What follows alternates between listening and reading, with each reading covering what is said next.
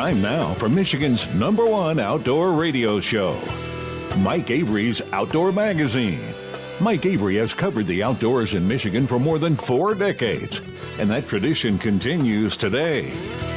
Outdoor Magazine is brought to you by Jay's Sporting Goods, the Eider Insurance Group, Angler Quest Pontoons and Polar Craft Boats, the Forward Corporation, Primal Outdoors, Security Credit Union, Garber Chevrolet, Brenton USA Hunting Rifles, and by Michigan Brand Meats. Now, here's Mike Avery. Well, thank you, Ken Hunter, for that introduction, and welcome to another edition of the Outdoor Magazine radio show here on the Outdoor Magazine radio network on more than 30 radio stations across the great state of Michigan. And glad to have you along with us as we continue this celebration of the history and tradition of the outdoor lifestyle here in the great state of Michigan. Hunting, fishing, shooting, trapping, wildlife issues, conservation issues, and even some wild game cooking. That's what we talk about here on the Outdoor Magazine radio show. That's what I talk about every week for 3 hours on more than 30 stations across the state. And that's what I've been talking about for almost 40 years on television, on radio, on podcasting, and now these days on social media as well. And I do appreciate your support. If you weren't listening, if you weren't following me on social media, if you weren't hearing this the broadcast version of this radio show, if you weren't downloading or streaming the podcast version of the show, I would not be able to do it. Speaking of podcasting, I just I don't know if it's a milestone or not. It's just it's a statistic I happened to notice the other day as I was looking at download numbers for the podcast version of the Outdoor Magazine radio show. The podcast of the Outdoor Magazine radio show has been downloaded more than 1 million times. More than 1 million times. Now, I'm not sure the syndication, the streaming platform, the podcasting platform I use is a very good, solid, reputable platform. But sometimes I think they play games with their numbers because I've seen the numbers go up and down and up and down. And they say now they have adjusted those numbers. They did this a while ago. They have adjusted the numbers to be conservative. So they say if you see a number, you know that's a legitimate number and it's probably higher than that. So the podcast version of the Outdoor Magazine radio show has been downloaded more than 1 million times. Thank you. Thank you for that. I appreciate that. So what else is going on? Well, you know, I've been fishing, and it seems like every time I go fishing, the wind blows, or we have a big thunderstorm that rolls through the night before, or the morning of my fishing trips. Yesterday I couldn't fish because I had to do real work and it was dead calm. Right now I'm in the studio looking out the window and it's almost dead calm. I'm supposed to fish in a couple of days. It'll probably blow like crazy. Mother Nature, you're driving me crazy this summer. My fishing, I will be honest, it's starting to slow down for me. My skinny water that I love so much is kind of squirrely. If you get a big thunderstorm that rolls through there, those fish get a little, I don't think they like that lightning and thunder in 4 or 5 feet of water. But the main thing is the floating weeds. I'm not talking about weeds growing up from the bottom that you could troll over the top of. I'm talking about floating weeds that make it really, really tough to troll. Unless, I guess, you want to go through there with a bottom bouncer and a crawler. And I don't want to do that. Yeah, weeds do make it tough. Especially if I'm running the boat by myself. I mean, ideal conditions, you know, I'll put 6 lines out on each side. I can't do that in weeds running the boat by myself. In fact, the other day I had it down to 3 rods on each side, and I still couldn't keep up with it, so I just bailed out. Even though I knew there were fish in there, I couldn't get to them because I was fouling baits as I let them out. And you're not going to catch a fish if your bait has a weed on it. So I had to bail out of there and move to a different spot. I did have an interesting situation, though. First time this has ever happened in all the years I've spent out there on the Great Lakes. First time this has ever happened. I trolled right into a commercial net. I know. Avery, how did you do something? And the net was clearly marked. This was not the fault of the commercial fishermen. The net was clearly marked. What happened was, this was a net in an area that I did not expect. This net was not there a couple of days earlier, last time I was out there. And so I was fishing with a crew of people who were great people, but they weren't veteran fishermen. So I put Otto, the autopilot, on the Angler Quest at a certain heading, and every once in a while I would turn around to make sure there were no boats in front of me. But I wasn't looking for net markers because I didn't expect to see any there. Turns out my crew saw those markers but didn't know what to think of them. They didn't think it was a big deal until we were right in them. And I look over there, and there's an orange buoy right to the side of me, and then there's another orange buoy, and then there's the black flag of the commercial net, and I look, and I've got all these boards going into this net. I've got all these baits going into this net. I thought, this is going to be a fiasco. I'm going to lose everything. I wasn't worried about getting the Angler Quest, caught up in the net. But I thought, I'm going to lose every bit of gear I have out there. I only lost one bait. I don't know how that happened. I don't know how that happened. God was smiling down on me that day because I only lost one flicker minnow after trolling into a commercial net.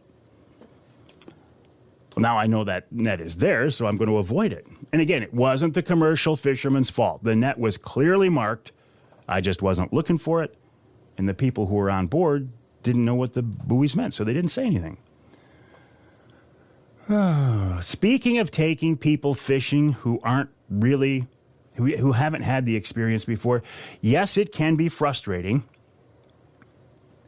because, they don't know what they're doing, but it's also, on the other hand, more rewarding than it is frustrating, because to take somebody out there and show them a resource they have never experienced before, to put them on fishing like they've never had before, is wonderful.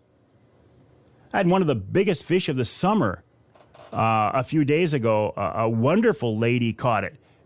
Big, I think it was a 26-inch fish. That's a good summertime walleye. It had big shoulders on it, a nice, big, beautiful fish. And the smile on her face was priceless. And then to top it off, a couple of days after that, I had a 10-year-old boy on the boat, and this kid was a fishing machine. He didn't know how to troll when we went out there, but believe me, by the time we got off the water, the kid knew about it. He had been researching fishing. He had been on YouTube looking at fishing videos. Of all the things a kid could look at on YouTube, this kid was looking at fishing videos. We get on the boat. He's asking me all these great questions. He's like, is that a 2-piece rod or is that a 1-piece rod? What pound test is your line? What are those baits called? How much line do you let out? How do you know where your baits are? I mean, this kid, his name is Cameron, a fishing machine. Look out for him in a few years. But he caught another big, beautiful walleye, and he just happened, and he loved to hold fish. I mean, a lot of 10-year-old kids don't like to hold fish, especially when they start flopping. Cam held this fish up, and he positioned it just right, and the head was a little bit higher, and the tail was a little bit lower, and he held it just below his face. I got some beautiful pictures, and again, a great, big, beautiful smile. That is so much fun, and that is so rewarding to look at those smiles. The Michigan Charter Boat Association is involved in a campaign right now in cooperation with the state where they say, you've seen the billboards. I can't think of the wording, but it's something to the effect of, it's the most fun you've never had. And they're talking about charter fishing, about going out in the water fishing with. And actually, I think the backstory on this was the consent decree negotiations were going the wrong direction, or did go, or whatever, the wrong direction. And I think the state threw the Michigan Charter Boat Association a bone and said, we'll do some advertising for you. We'll give you some advertising money. Cicadas. Have you heard them buzzing? I have yet to hear one, but I've had a lot of reports from across the state about those things buzzing. No, it doesn't mean 6 weeks till frost, the first frost. No, it doesn't mean 8 weeks, maybe even closer to 10. But I think it's I love watching these cycles, these patterns in Mother Nature. Like in the springtime, I love it when the red-winged blackbirds come back and you start to hear that trill, that call. It's like, okay, spring's just around the corner. When you hear the cicadas start to buzz, you think, okay, we're working our way through summer. The fall's not too far away. The fall hunting seasons. Time to start shooting your bow. We'll talk about that. In fact, the things we're going to talk about on this week's Outdoor Magazine radio show, after the break, I got to look at my list here. Jim Felgenauer talking about the sturgeon fishing season on the St. Clair River. Then Tom Campbell of Woods-n-Waternews at the end of the hour. In hour number 2, Kevin Pritchard of Jay's Sporting Goods helps us get ready for the bow hunting season. Amy Trotter of MUCC joins me. I'm going to actually keep Amy around for a second segment, and this week's Ask Avery segment will become the Ask Amy segment. And in our third hour, we're talking fishing with Mark Romanack. Depth control, trolling. They've just come out with a new line of trolling rods. We'll talk about that and more. And we'll wrap it all up with wild game chef extraordinaire Dixie Dave Minar. My name is Mike Avery. This show is called Outdoor Magazine. My website is MikeAveryOutdoors.com. My email address is Mike@MikeAveryOutdoors.com. I'd love to hear from you. Don't hesitate to reach out. Let me know what's on your mind. More coming up after the break right here on Outdoor Magazine.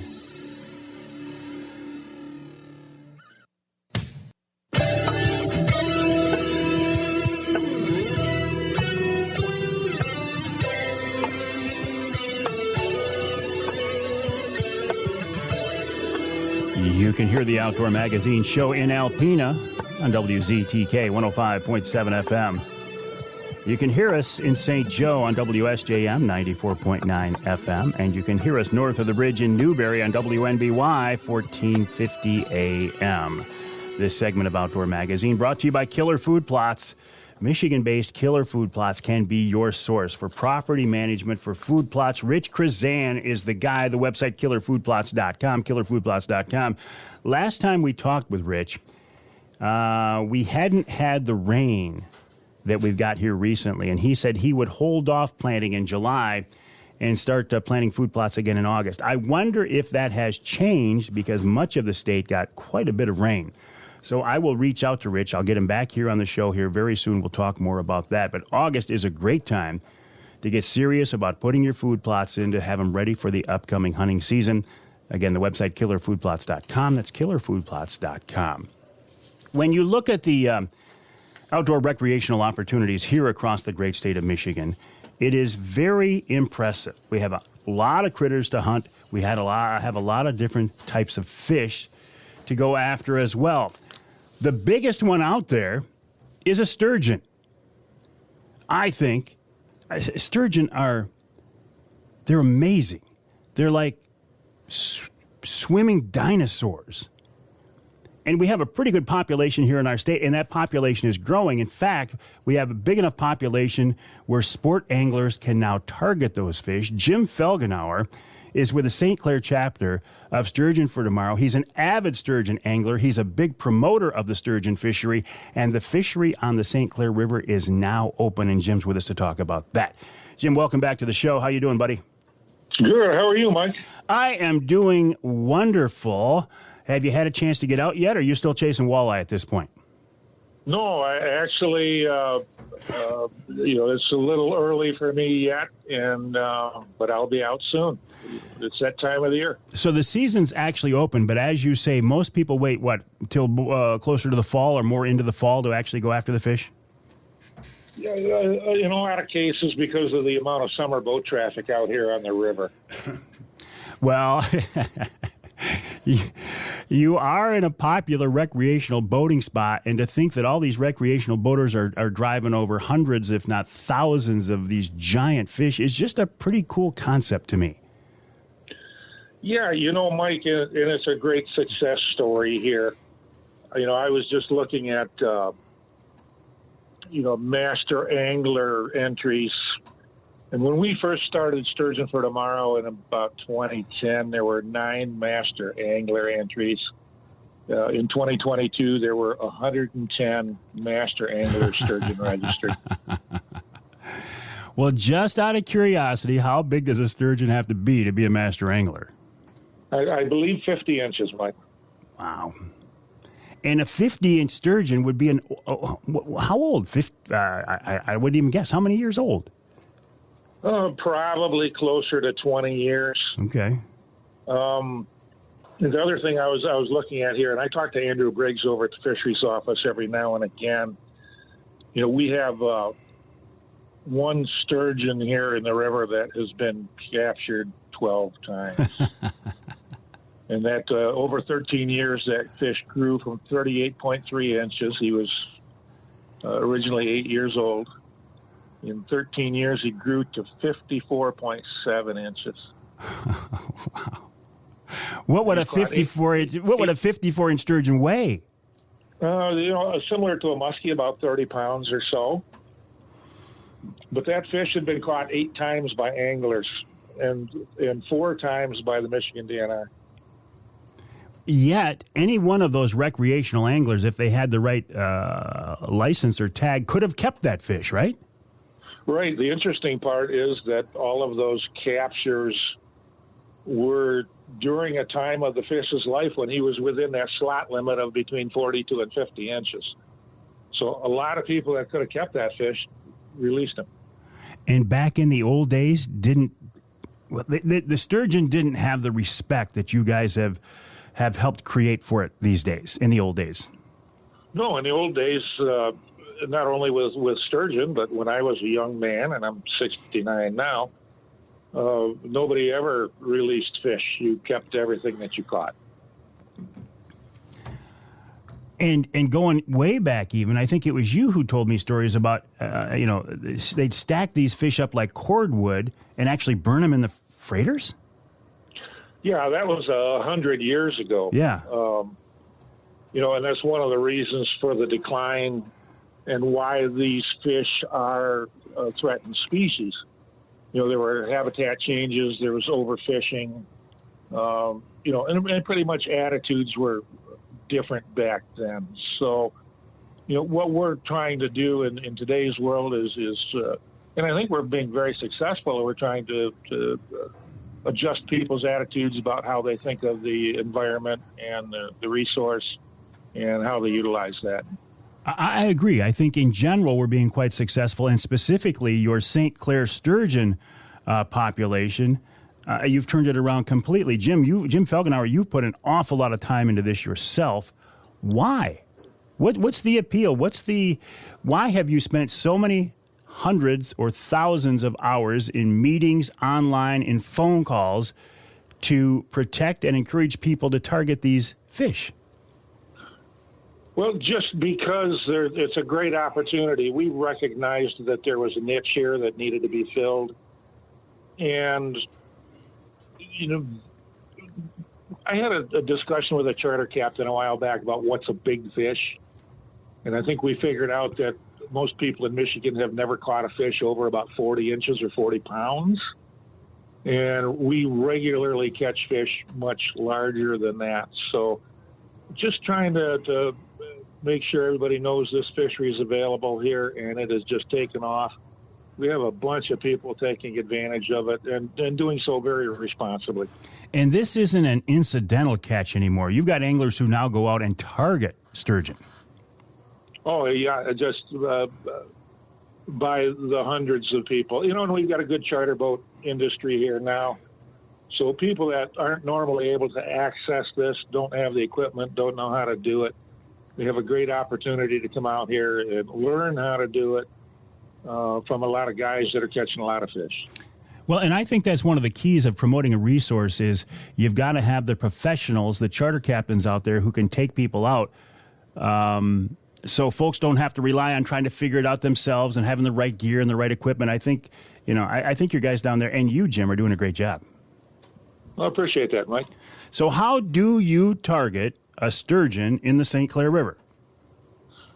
Well, it's probably my sturgeon fishing box is my smallest tackle box. Essentially, you're going to put a bait, either gaba night crawlers or creek chubs or shrimp or whatever you decide to use. Night crawlers are probably the best, but you're just going to find a spot to anchor up on the river or fish off of a dock and just fish that big gaba crawlers right on the bottom. So it's not a high-tech or fancy fishery. It reminds me almost of catfishing. Yeah, exactly. And we catch quite a few catfish while we're sturgeon fishing, but very relaxing fishing, very, very easy. And you put in a little time out here, you're going to catch a sturgeon. So you're fishing these fish while they're on the bottom, Jim. But I know while being out there with you, we've seen them suspended on your sonar. Can you target them? Could you troll for them? Does that even work? I wouldn't think so, Mike. We have occasionally seen them feeding on fish flies, mayflies, up more toward the surface, but typically they're a bottom feeder. So are these fish, are they coming down from Lake Huron? Are they coming up from the Detroit River? I mean, are they resident fish? Do they spend their entire life right there in the St. Clair River? A large part of them do. Again, we have one fish here that's been captured quite a few times within a very small area. By the same token, the U.S. Fish and Wildlife Service doing set line surveys in Lower Lake Huron caught a fish that had been tagged in Buffalo, New York. So every now and again you'll get one that tends to move a bit. Well, they're such an interesting fish. They're not like a walleye or a salmon that's going to spawn when they're young and then, in the case of a salmon, die. These fish, they don't even spawn the females until they're 10, 12 years old, something like that? Closer to 20. Wow. And then they only spawn sporadically. Well, that's a big challenge right there. How do you manage a fishery where they spawn so infrequently that you're not going to see the results right away? No, it's a long-term perspective, and what's interesting is we're seeing a lot of juvenile fish. That's fish that are less than 10 years old in the system, and that's a good thing. And I think that's a product of the reef projects that we did a dozen years ago. Tell me about that, Jim. I'm not sure I know about that. Well, back when we first started Sturgeon for Tomorrow, we were partnered with some other people here that were building rock reefs, spawning reefs in the St. Clair River. There was one in the upper middle channel. There's one near St. Clair and one near Algonac. And they're a large rock rubble reefs.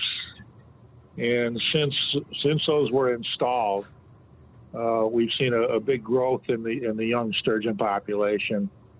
U.S. Geological Survey is doing surveys on those sites, and they're seeing a lot of usage by adult sturgeon at spawning areas. So the DNR in their recent set line surveys are seeing just a lot of juvenile fish, and that's been reflected in the recreational fishery as well.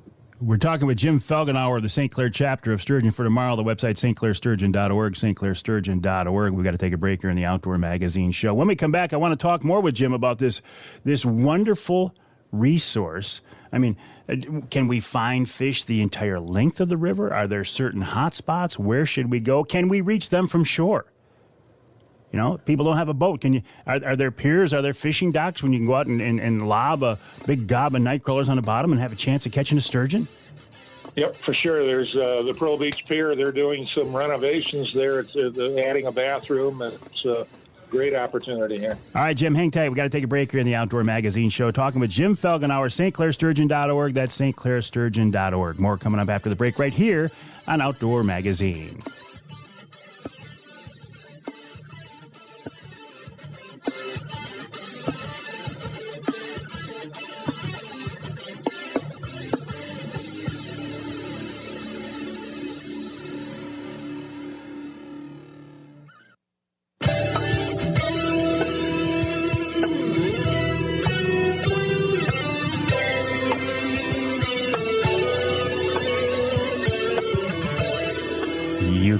Outdoor Magazine show in Battle Creek on WBCK 95.3 FM. You can hear us in Lansing on WILS 1320 AM and north of the bridge in the Sioux on News Talk 1400 WKNW. This segment of Outdoor Magazine brought to you by Rapid River Knives. You know I always carry a Rapid River knife.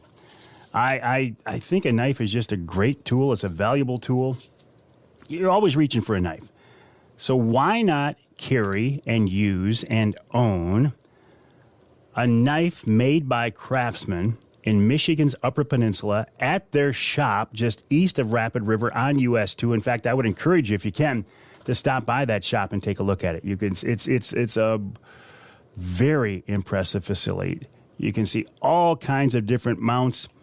They have Michigan brand jerky there as well. Leave it open, John. It's fine. It's too hot in here without it. And their whole display, from pocket knives to skinny knives to fillet knives to kitchen knives to hatchets to axes, all at Rapid River Knives. The website, rapidriverknifeworks.us, rapidriverknifeworks.us. While you are online, I would encourage you to check out my website, MikeAveryOutdoors.com, and then head over to stclairsturgeon.org. stclairsturgeon.org is the website of the St. Clair chapter of Sturgeon for Tomorrow. Jim Felgenauer has been intimately involved in that organization and actively pursuing and promoting the sturgeon fishery there on the St. Clair River. And Jim, I started to ask you before the break, but is there a hot spot on the river, or can you find fish the entire length of the river? Pretty much the fishing occurs in the North Channel, Mike, down here closer to Algonac. And again, the Pearl Beach, Clay Township is renovating the Pearl Beach Pier. That gets a lot of fishing pressure. They catch a lot of sturgeon from there. They bought some property. There's been a lot of improvement there. And the downtown park in the city of Algonac is a great place as well. A lot of people target sturgeon from shore there, and they catch a lot of fish there as well. So has the community, the people in the area, do they now realize what they have? Are they embracing this resource and jumping on the bandwagon in a positive way? Oh, absolutely, Mike. In fact, we have the Clay Township, that's the North Channel Sturgeon Festival, coming up September 23rd here. And that's when we also have our fishing tournament.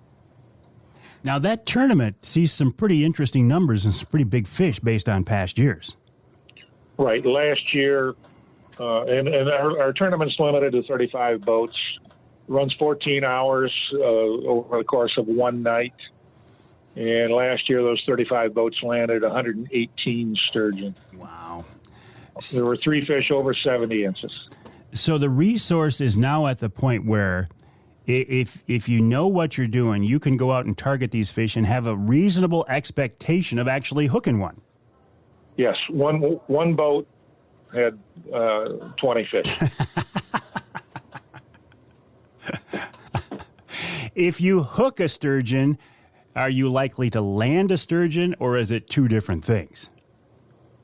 No, you're likely to land the fish if you have the right equipment. Now, when I say land, you're not really. Are you bringing them into the boat, or how are you doing that? I mean, you can't put a sturgeon even in a big salmon net. I've got big landing nets with deep bags that we can get a 5 or 6 foot fish into the net. You like to have a fishing partner. Some of these fish can weigh in excess of 100 pounds. So, it's nice if you have 2 or 3 people on the boat to help get that fish in and out of the boat. Mostly night fishing, Jim? Mostly, again, just because of boat traffic. But the DNR will tell you, based on creel surveys, that there are actually more fish caught during the daytime. Really? Yes. So, I mean, you guys know your honey holes. You've got your hot spots. But somebody new to the area, would you just motor along until you see these big fish laying on the bottom and then anchor up above them and drop your baits down to them? Guys that have the electronics do exactly that. And how does a sturgeon bite? I mean, the fish is huge. Does it come in and crush it like a muskie would? Usually it's a very soft bite, very perch-like. you got to remember they're sucking that bait up off of the bottom.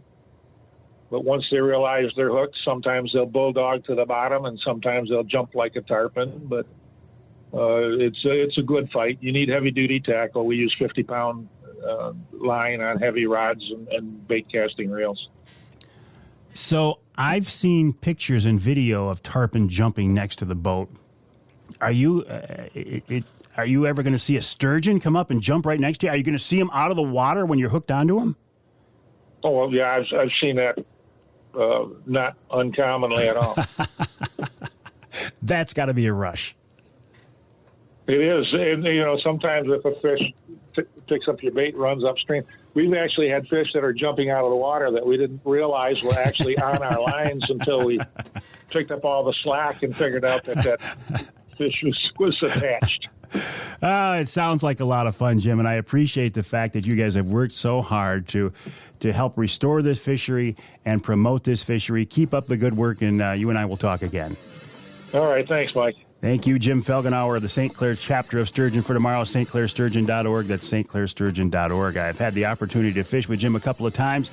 He's a great guy. He is committed to the resource, and he's not a guy who is afraid to get involved, and I really like that. We'll take a break here. When we come back, we'll wrap up this opening hour of the Outdoor Magazine show with Tom Campbell of Woods-n-Waternews. I'm sure they are getting ready for their big outdoor weekend. That's coming up soon. More coming up right here on Outdoor Magazine.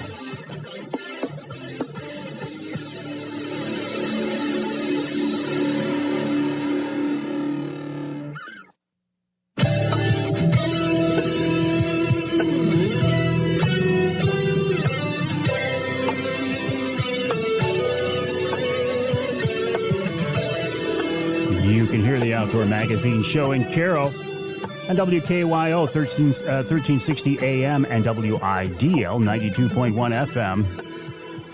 You can hear us in Port Huron, WPHM 1380 AM, and north of the bridge in Iron Mountain on WMIQ 1450 AM. This segment of Outdoor Magazine is brought to you by the Linwood Beach Marina and Campground. Linwood Beach can be your year-round Saginaw Bay fishing destination and your Mid-Michigan Tracker and Angler Quest and Polar Craft headquarters as well. For more information, check them out online at linwoodbeachmarina.com. That's linwoodbeachmarina.com.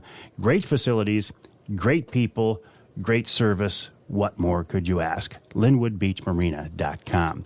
Want to turn our attention now to Tom Campbell of Woods-n-Waternews. Woods-n-Waternews, in my opinion, Michigan's premier outdoor publication. They've been doing this for a long time. They know what they're doing. They know how to produce a beautiful magazine, and they know how to put on a great outdoor show. And I suspect that's what's on the mind of Tom Campbell as we talk to him now. Tom, welcome back. How are you? Great, Mike. Thank you. Appreciate it. We know it's the end of July, and September 8th, 9th, and 10th, the dates for the Woods-n-Waternews Outdoor Weekend is right around the corner. So is everything locked in, or is this still a fluid situation? Do you deal with things right up until the minute you open the doors? Absolutely. You got it right. Even a few minutes after we open the doors. Yeah, there's no doubt about that, Mike. We're... things have kind of changed since we've been through the pandemic and everything. It's people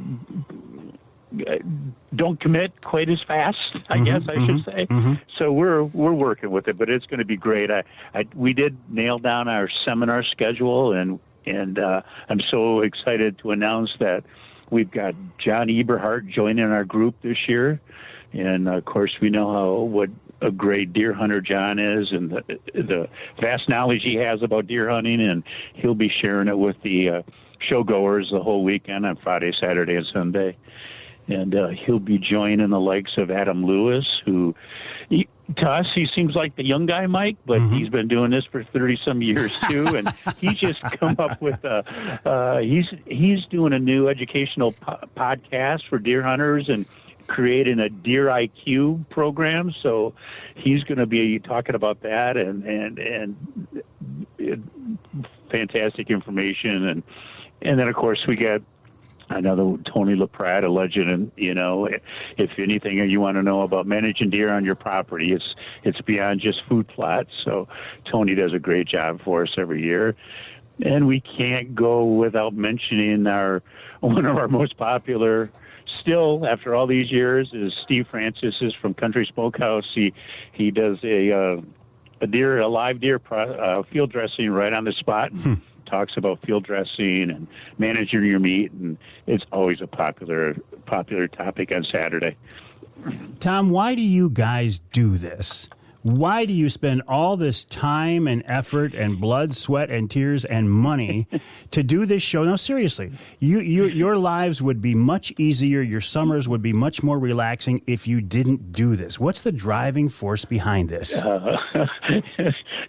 We chuckle, Mike, because you're so right.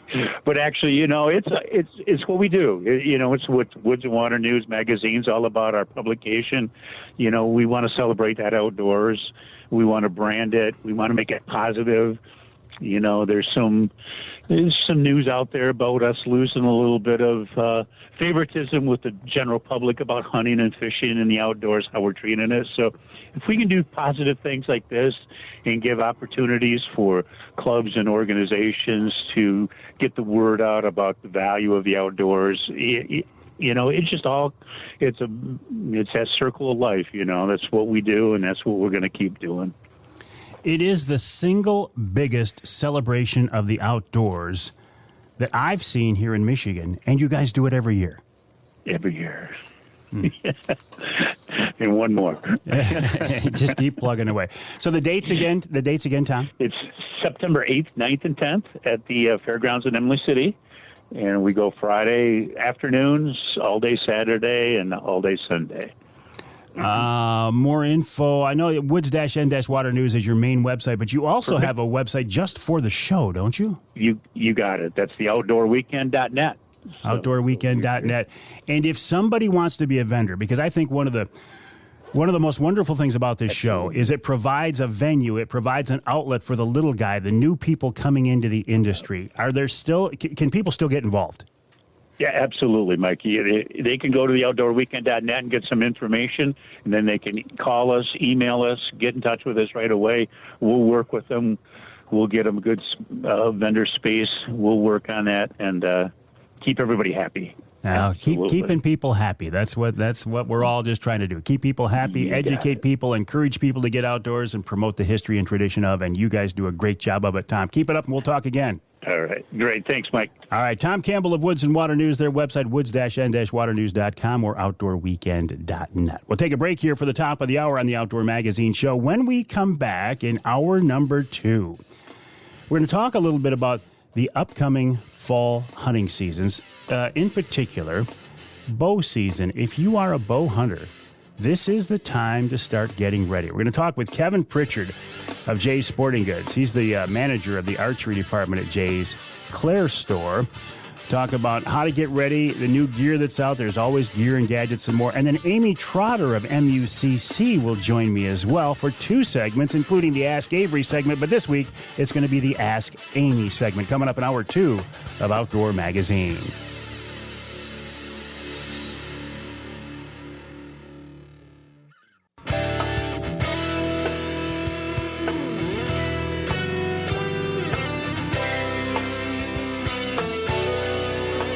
Time now for Michigan's #1 outdoor radio show, Mike Avery's Outdoor Magazine.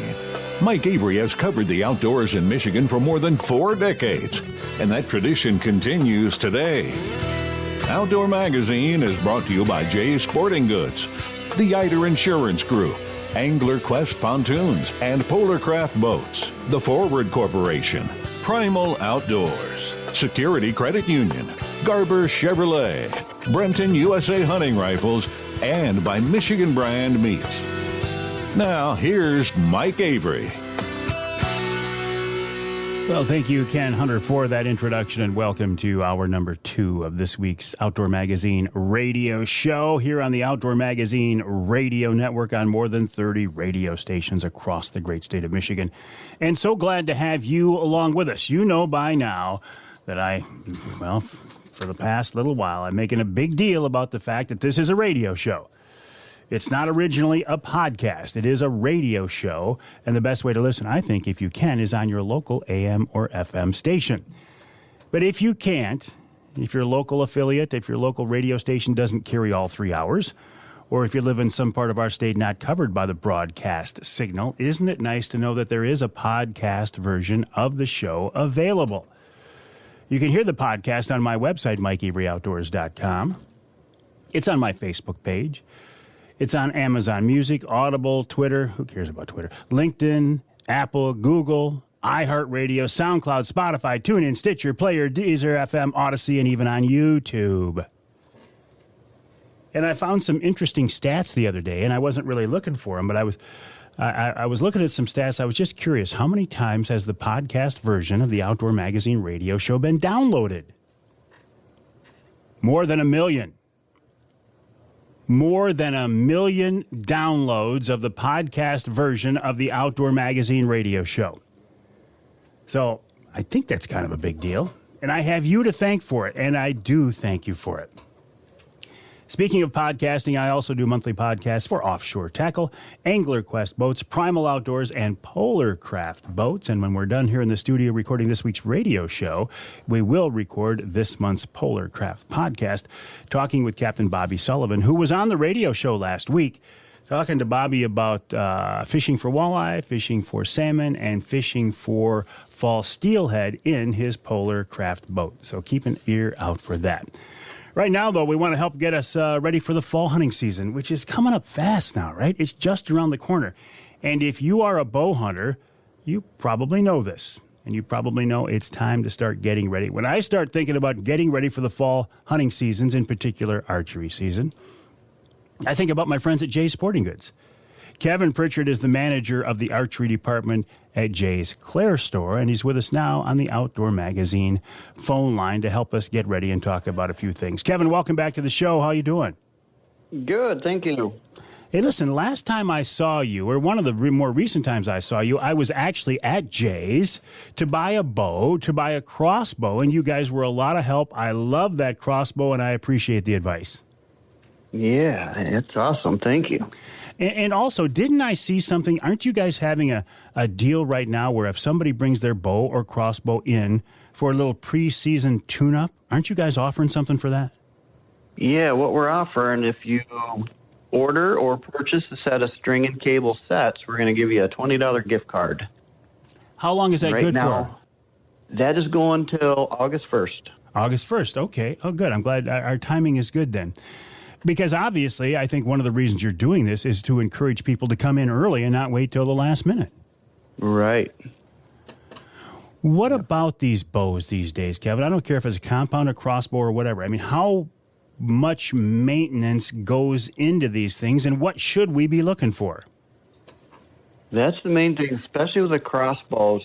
They tell you, the manufacturers will tell you about every 2 years you want to get them checked or replaced, which is usually a replace option.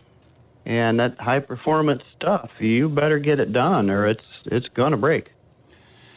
2 years, but I mean, you might get a guy or a gal who shoots their bow a dozen times in 2 years, and in 2 years I might shoot mine 400 times. Right, and there's stipulations there. We've had guys had to change them more than once a year because that's all they do is shoot their crossbow. In that case, you're going to replace them more than once. So is it obvious on our end as a shooter? Are we looking for anything in particular? Or did we have to bring it in and you guys know what you're doing? Yeah, obviously we know where to look. It's pretty easy to look. If you look at your string and cables, you'll see the serving start to split and separate, and that's time to get it done. Well, I think I need to bring mine in then and have you guys take a look at it. I mean, I haven't had it that long, but I have been shooting it quite a bit. Yep, definitely worth looking at. So what's hot in the archery world these days? When people walk into Jay's and they walk back to the archery department, what are they looking for, Kevin? The new thing, a lot of guys are using one pens, more and more one pens on compound sites because they like to adjust them and shoot out to 80 yards or whatever they may be shooting. A lot of guys going out west, they like that 1-pin, 2-pin adjustable dial, so they can reach right out there. Okay, I want to be clear on this. So 1 pin does not mean, okay, you got 1 20-yard pin and then you adjust, you shoot higher if you're going out to a longer distance. This is 1 pin that is adjustable, and I'm thinking about that Wisconsin company that's so famous. They kind of came up with this. What's the name? I got a mental block. Wisconsin, you're not talking math? No, the site company. It'll come to us. Maybe it's not Wisconsin, but they're known for that adjustable sight pin. Yeah, it's probably Spot Hog. That's our best-selling sight. Most durable. So you basically have 1 pin, but you're going to sight it in like two to 3 different distances, and you're going to match up the correct tape, and then you can go like 0 to 100 yards. Wow. And then you just adjust it on the fly. Now, you say 100 yards, and on the range, you can probably, if you're good in practice, you can probably hit a target at 100 yards, but I don't think anybody's saying we should be shooting game at 100, right? No, I wouldn't. But there's a lot of guys that go out west. They shoot deer 50, 60 yards. But it's not too common here. No, and one of the best advice I ever got was from Chad Stearns of Jays years ago when he was shooting at 50, 60, 70 yards. I'm like, Chad, I'm never going to shoot a deer that far. And he said, I know, but if you practice at 60 yards, your 20-yard shot on a Michigan whitetail becomes a chip shot. Yep, makes it a piece of cake. So what's hot? What bow companies are hot? I mean, we always hear about the Matthews and that. What's getting people's attention, and who's got the hottest designs this year? Yeah, Matthews and Hoyt are fighting back and forth, and Prime is doing really well this year too. So they came a long ways. It's a much better shooting bow. When you say a good shooting bow, what does that mean? Or is it different to every shooter? No, it's smoothness on how it pulls, how the cam rolls over, how it holds, and then the aftershock. Aftershock, hand shock, that's a big deal, isn't it? Hand shock, yep. So how do they minimize this? Is it the material they make them out of? Is it the cam system? What? I wish I knew. Yeah. They don't tell you that stuff. Yeah, those are trade secrets, aren't they? Yeah, I think it's cam and the weight of the bow and design of the riser. So I think there's a lot more that goes on than we know. So is the emphasis or the focus on that shootability that you're talking about? What about speed? Because years ago, it was speed. Didn't matter how much hand shock you got, how violent it was. You wanted speed. Has the direction, the emphasis gone away from that, Kevin? I think that has slowed way down, yeah. Yeah. So what is what is a fast bow these days? 340, 342, and that would be a fast bow. That is a fast bow. Yep. So what does the speed do? Does it allow you to take longer shots, or does it allow you to have a little more fudge factor on the shorter shots? What's the advantage of speed? Yeah, flatter shooting, less chance of the deer jumping the string. What about draw weight? It used to be that you'd have to pull a 70-pound bow to get the performance that most Michigan bow hunters were looking for. I feel like, Kevin, and I'm not the expert, you are, but I feel like these days there's no reason to shoot a 70-pound bow unless you're just trying to prove you can shoot a 70-pound bow. Yeah, or you're gaining a little extra yardage shooting a flatter arrow. But yeah, I've shot 60 pounds, and I blew through a 300-pound plus bear and stuck the arrow in the dirt. Yeah. How far do you want to stick it in the dirt? That was a Michigan bear last year, wasn't it? Yeah. Well, I think it's about 2 years now. Has it been 2 years? I think it has, yeah.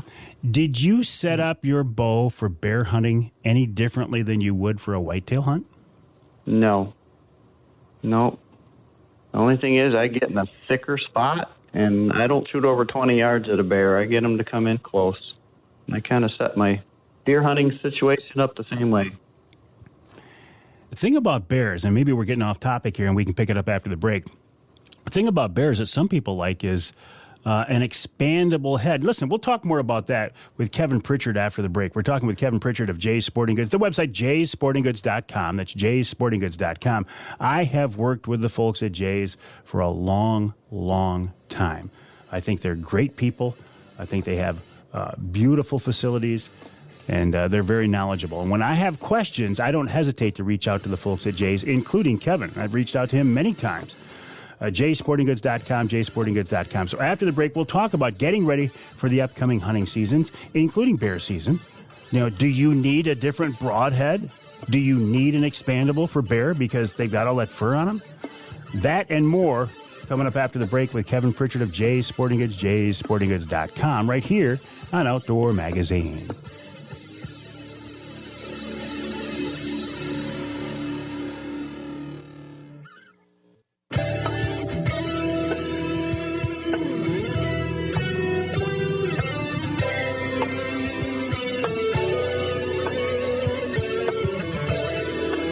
You can hear the Outdoor Magazine show in Sheboygan on Big Country Gold, WCBY, 1240 AM, 100.7 FM. You can hear us in Flint on Sports Extra, 1330 WTRX, and north of the bridge in Escanaba on WCHT, 600 AM, 95.3 FM. This segment of Outdoor Magazine brought to you by Boning Archery. Michigan-based Boning Archery has been a leader in the archery industry for more than 3/4 of a century. I mean, this company is the real deal. The company started with one product called Ferrule-Tite, which was a glue to stick broadheads to aluminum and actually wooden arrow shafts. These days, Boning continues to innovate, come up with new products, new manufacturing processes. I suspect that as you head to the woods this fall or the target range, you probably have Boning products on your rig. If not, I would encourage you to check them out. The website boning.com, BOHNING.com. And you can find Boning products at Jay's Sporting Goods.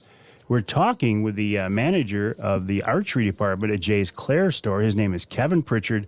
By the way, the website for Jay's is jaysportinggoods.com. Kevin, we mentioned Boning. Boy, Michigan has a rich history, and even today, of archery and hunting-related companies, don't we? Yes. Talking about that boning vein, I bet 95% people that comes in here is using boning products. Really? Yeah. Well, are we talking the Blazer or one of the other ones? The main one is the Blazer. Yeah, the heat vein's been a popular one lately, too. Well, I remember when they first came out with that Blazer vein, it's like, how can that little vinyl or whatever it is, vein or, a piece of plastic, how can it control an arrow? But they do a great job. Yes, they do. So which is more important in your archery setup? Is it your bow itself or is it the accessories? Good accessories help. Definitely, a good quality rest is the main thing. That's your bullet. That's what's firing that out of the bow. Well, I'm actually glad you brought that up, because back when I was shooting a compound, I played around with all these different rests, and one of the best bow hunters I know was shooting a whisker biscuit. He said, "Avery, why don't you just shoot a whisker biscuit? They always work. They never go wrong." And I started shooting one, Kevin, and I loved it. So what's the thinking on something so basic and simple as that? Are people still shooting those? Yeah, there still are. They work great. You have to have the right arrow, because you do hear a little drag. So you want a high-gloss carbon arrow so it's quiet on the draw, versus your fall-away rest. It's felted up and it falls down and you don't hear anything. Set up on those drop-away or fall-away rests, that's the key, though, isn't it? Yeah, timing. It has to be timed correctly. And that's something that I think, like, I could never set that up. I'd have to come in at Jay's and have you guys do that, I think. Mm-hmm. Yep, takes a little time. And I know from past years, again, you want people to come in early. Don't wait until September 15th to bring your stuff in there and expect that you guys are going to turn it around in 2 hours. Right. Yeah, we like to get them in here early. That way we can spend a quality time with them. Versus when we're super busy, it's hard to take our time with the customer we have in front of us because you have the next guy waiting too. So you can get in soon. We talked about broadheads a little bit before the break. I've always felt like, the broadhead, that's it. That is the one thing that connects you as a bow hunter to a potential harvest, is that broadhead. Is there anything when it comes down to it more critical or key than the broadhead? No, that's your bullet. That's your bullet. You got to have a good broadhead. And it's such a personal decision, right? Because people have such loyalty to the broadhead. Yeah, it is. And then you have the fixed blade versus mechanical. What do you use? So there's always a debate there. All right, let me ask you this. Kevin Pritchard, manager of Jay's Archery Department in Clair. What do you shoot, fixed blade or mechanical? I shoot a fixed blade. I shoot a little bit on the lower side of poundage. I'm at 60 pounds, so I do love to use a fixed blade head so I can get the best penetration possible. What about, and I brought this up before the break, about bear hunting. Would you lean more towards a mechanical bear hunting, or did you shoot your bear with a fixed blade? Fixed blade again. Yep. It's, now, if it were somebody else, yeah, 70 pounds, the guy's decent draw length. If he's really short, 27 or under that, I would tell him to use a fixed blade head. Because the shorter length, the slower speeds you have, lower kinetic energy, then you want that fixed blade broadhead. What about a crossbow shooter? I would use a mechanical. Because they do put a bigger hole in them, and you have enough energy to push it through. In thinking about broadheads, and we've got good broadhead companies based right here in Michigan even, the amount of thought and research and time that goes into just coming up with these broadheads and tweaking them just right and getting them to fly just right is pretty cool. Mm-hmm. Yeah, they use wind tunnels, too, to test these things. And every broadhead company will tell you, oh, they fly just like a field point. I want to shoot my broadheads into targets before I go out hunting with them, just in case, just to be sure. What about you? Same here. Yeah, if I take one, designate that for a target arrow. Make sure it's going to hit the same spot as my field tip. What about being so hardcore about it that you actually number your arrows? You've got some that fly just perfect and some that are a little bit off. Some guys do that, right? They number them and, okay, I'm going to start in my quiver with number 1 and work my way down, right? Yes. Yep. And I think that's a lot to do with the spine of the arrow and the quality of the arrow. The higher quality arrow you got, the truer the spine's going to be. What do you mean by the spine of the arrow? Stiffness on one side of the arrow. There's always one side that's a little stiffer. You can't see it. You can't feel it. You need a digital scale to put that arrow on with a weight bob hanging off of it to find the actual stiff side of it. And you want that stiff side always up or always straight down on your cock vane. I did not know that. I didn't know that at all. Yeah. So there's some of these companies that are actually marking the spine line on the arrow now. Oh, that would be a big help. Mm-hmm.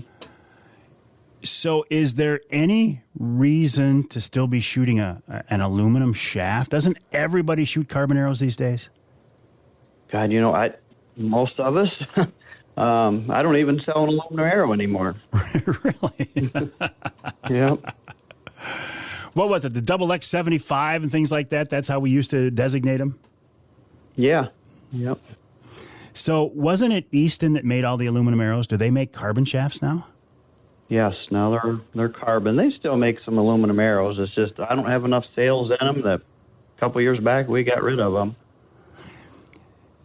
It's got to be interesting to be there at the store at Jay's when people come in to watch them. If you have time, to watch them walk around, the things they look at, the questions they ask, the process they go through in their mind before they decide to, no pun intended, pull the trigger on a purchase. Mm-hmm. There's some interesting things if you come and check it out. How much do they rely on you and your people? A lot. There's still a lot of first-timers or a second-timer just coming in, and then you have the guys that know exactly what they want too, but you'd be surprised how many first-timers there still is. And we love that. The more the better. Mm-hmm. So what do you do with those people? Because they're at Jay's, you've actually got a range. You can take them in there. Yes, and then we got to spend a little more time with them to show them how the process works. Yeah. So, I mean, how do you decide what bow to recommend? I realize you don't put people in a bow, but you do make recommendations. I mean, is it based on, you know, the fact that Matthew spends more money on advertising than somebody else, so they would get the recommendation? Or are certain bows better suited for a certain type of shooter? There is, you know, for the more experienced guy, he likes a higher end bow. So we'll lead him towards one of the top manufacturers. And if it's somebody first time in, we don't want to put them into a $1,000, $2,000 bow for the first bow. We want to make sure they're going to stick with it before they do that. Well, and I think that's wonderful advice, but you bring up the cost of these new bows. $2,000, Kevin? Can we actually spend $2,000 on a bow? There is one carbon bow that's $1899.99, and that's nothing on it. I got to ask, what is that? That's a PSE, but Hoyt and Bowtech is not too far behind. They both have carbon options also. So what does a shooter get for that? Or is it that you kind of get bragging rights that I got one of these bows? Yeah, it's the carbon. You're paying for that carbon. It doesn't get cold in your hand, which is a really nice thing. Well, yeah, that is a nice thing. I'm not sure it's a $2,000 nice thing, but it's a nice thing. Yep. But listen, I have one myself, and I love it. I was going to say, you know, we talk about the cost of these things, but if it is your passion, if this is what you do, if this is what you spend your spare time doing, and this is what you think about, I mean, people work hard for that money. So God bless them. If they want to put a bunch of money into something like that, they've earned it. And you know, it's the American way, right? Right. Well, I've spent more than my share of money at Jay's, I can tell you that. Yeah, try working here. Temptation everywhere. Yep. All right, Kevin, listen, it's always a pleasure. I appreciate you letting us know that if somebody needs new strings or cables, that they can get them from you right now, obviously, but there's a $20 gift card that you can put toward that until, what'd you say, August 1st? Yeah, August 1st. All right. Is that at Clair, too? Clair and Gaylord. Clair and Gaylord. All right, Kevin, always a pleasure. I'll see you soon. I'll be stopping in there. I got to bring my crossbow in and have you guys take a look at it. I think I've put enough shots through it that it's time to get it tweaked. Yeah, it's worth looking at. All right, Kevin, appreciate it. Kevin Pritchard of Jay's Sporting Goods, the website jaysportinggoods.com. That's jaysportinggoods.com. We'll take a break here in the Outdoor Magazine Show. When we come back, Amy Trotter, Executive Director of MUCC. I'm sure she has some things she wants to talk about, and then I have some things I want to ask her about as well. So we'll put the Ask Avery segment into an Ask Amy segment. So we're going to be spending a few minutes with Amy Trotter of MUCC after the break right here on Outdoor Magazine.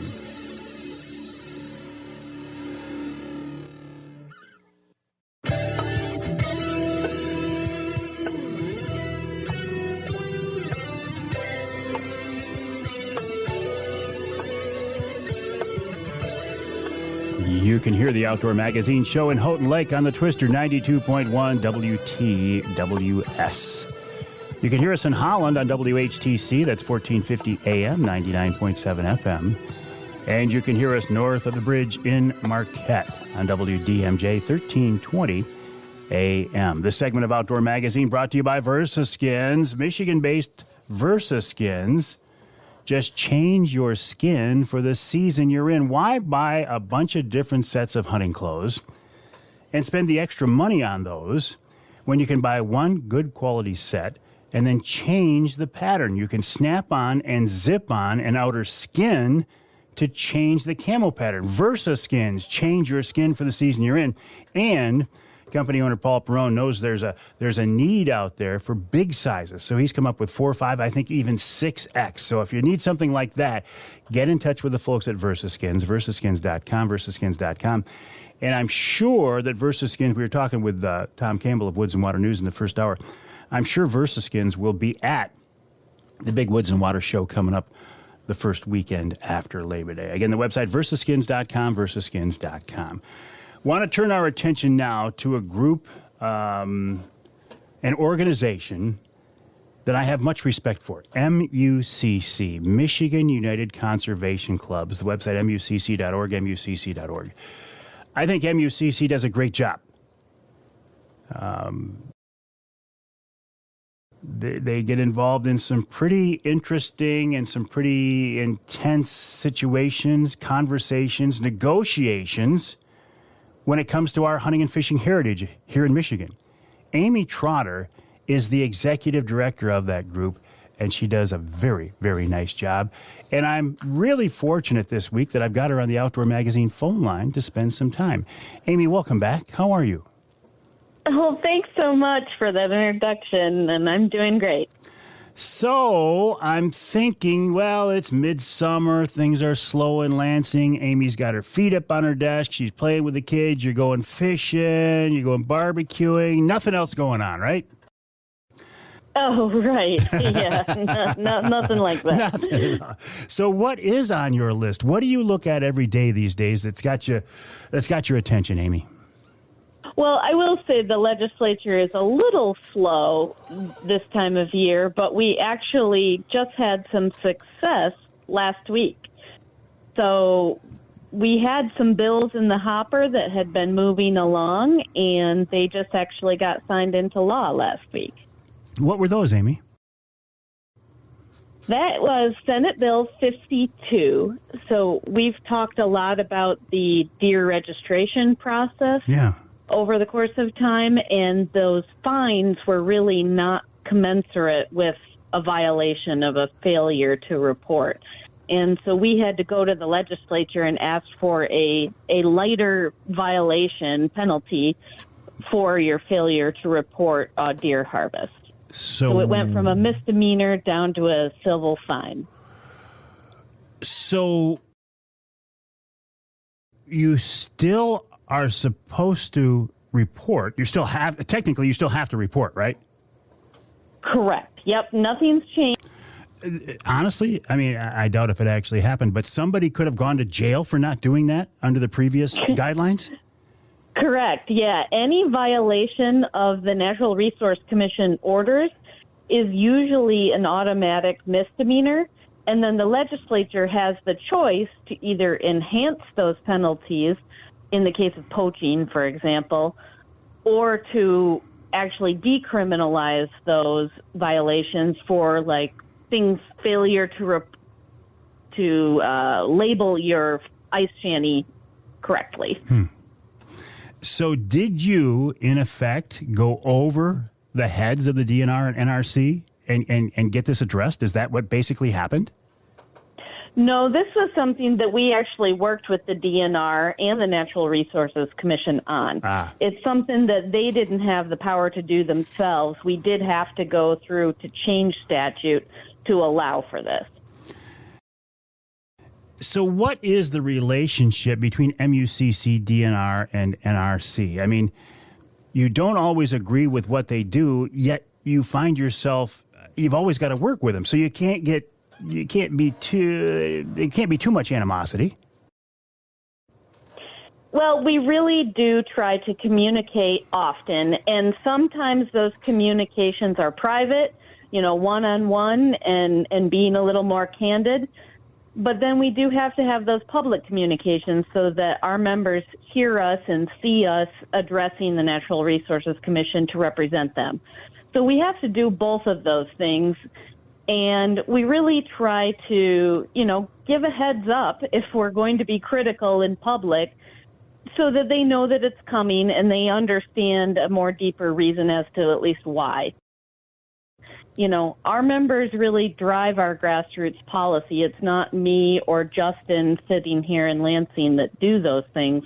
And they do understand that, and that's because we've developed that relationship over time. We're talking with Amy Trotter, Executive Director of MUCC. We got to take a break here in the Outdoor Magazine show, but Amy's going to stick around for another segment. This week's Ask Avery segment is going to become the Ask Amy segment. And listen, knowing Amy a little bit and knowing the fact that she's so plugged in and knows she's a pretty persuasive woman, I think when Amy Trotter comes into your office and says, we need to talk, things are going to happen. The website for MUCC is mucc.org, mucc.org. So we will take a break here. When we come back, we'll talk more with Amy about what's going on, including some more things that they're working on. And I got to ask her about consent decree, right? I mean, it's always out there. That's coming up after the break right here on Outdoor Magazine.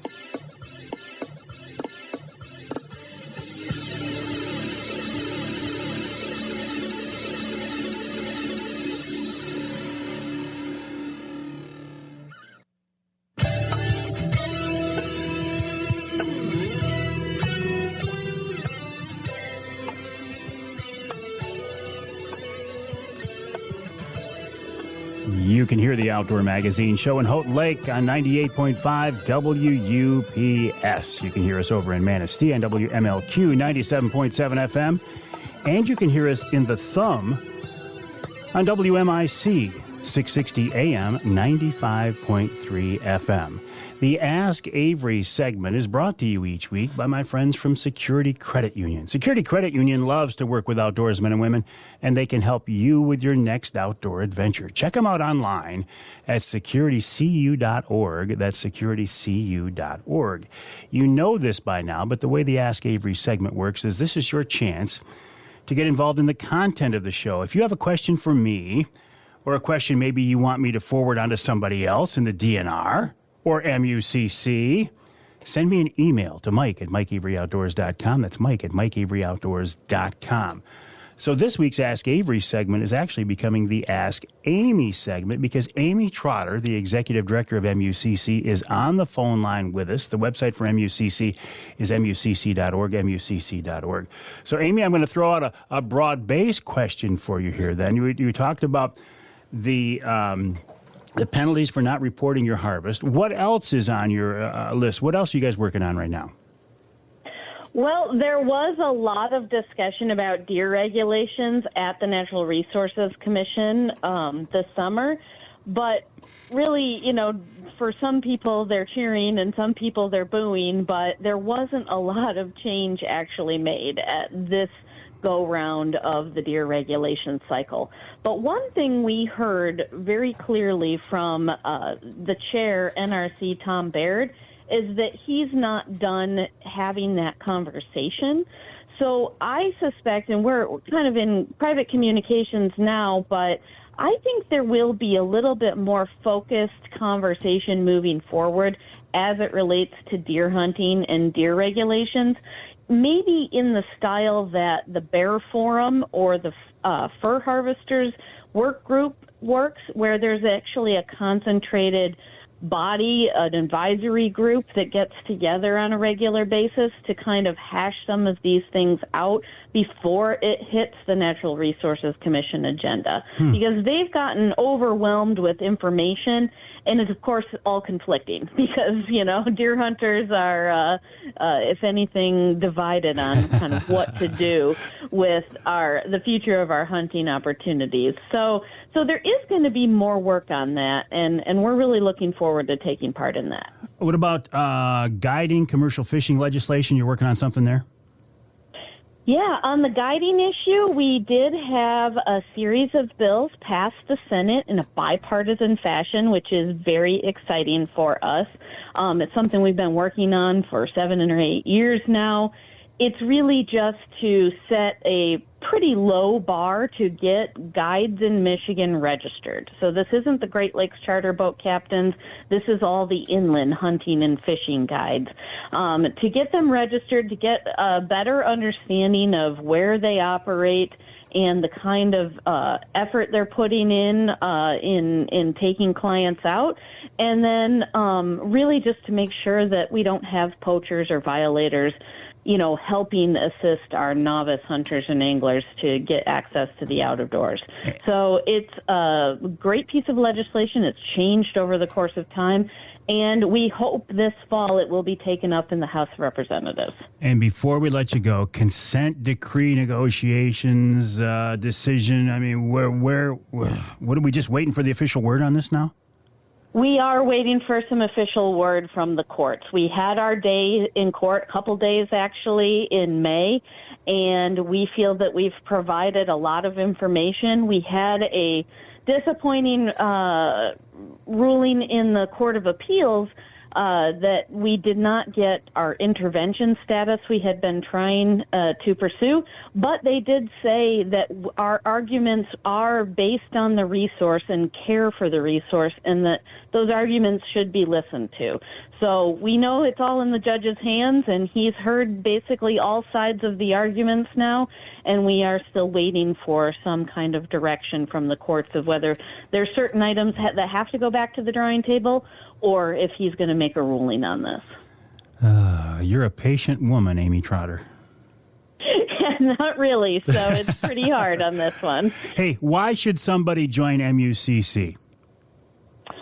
We are really a convener of hunters and anglers to get together and really give voice to those folks in Lansing and in Washington, D.C.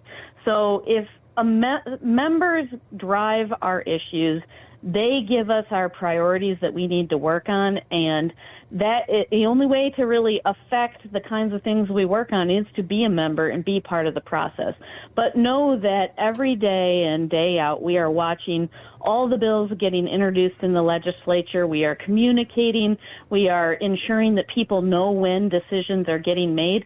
Plus, we do some really great things for habitat, for youth education as well, to really further the future of our outdoor heritage here in Michigan, too. Amy, always a pleasure. I enjoy our conversations, and I think we've got a Wednesday Night Live coming up here sometime in the next near future, but I'll look forward to talking with you. Amy Trotter, Executive Director of MUCC, the website there, mucc.org, mucc.org.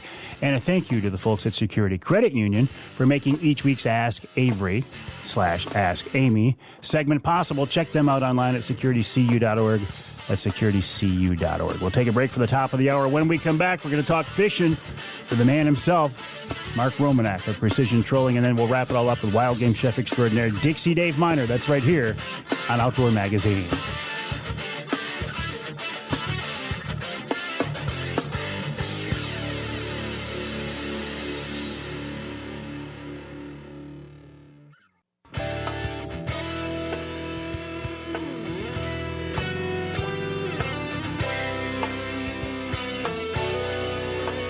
Time now for Michigan's #1 outdoor radio show, Mike Avery's Outdoor Magazine.